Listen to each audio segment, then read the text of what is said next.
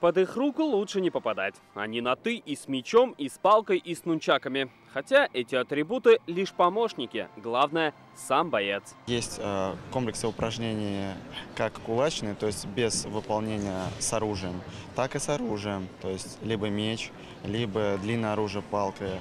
На самом деле в китайском ушу очень много разновидностей оружия. Блок, удар, отбив. Но ушу – это не только приемы и комбинации. Важная часть – самообладание. На ковре сегодня и 4-летние дети, и взрослые, и юноши, и девушки.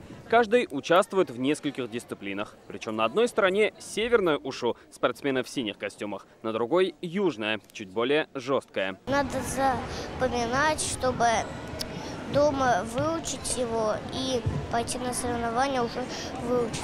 Четко, резко, не так быстро и сильно, главное. Вот те одноклассники не удивляются, что ты учишься? Не спрашивают, что это такое? Конечно, удивляются, а как еще?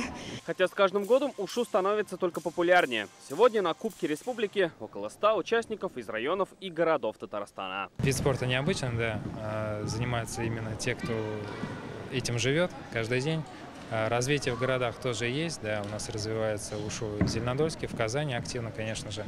В Казани определенный хороший импульс развитию дал проведенный чемпионат мира в 2017 году. После этого у нас был хороший наплыв участников. Мастер-класс по базовым приемам ушу нам дал член сборной республики. Просто удары ладонью. Должны быть у вас зафиксированы и четкими, чтобы был виден удар. Также удары кулаками. Также есть вот у вас. Нужно вот так, да, обязательно держать. Многих там они бьют нижними частями кулачков. А нужно верхний?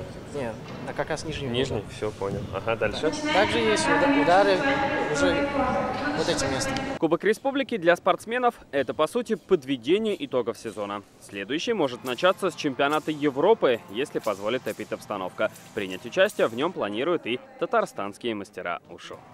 Салават Ахмадуллин, Игорь Романов, ТНВ, Казань. Закажи рекламу на ТНВ. Телефон в Казани 5 705 100.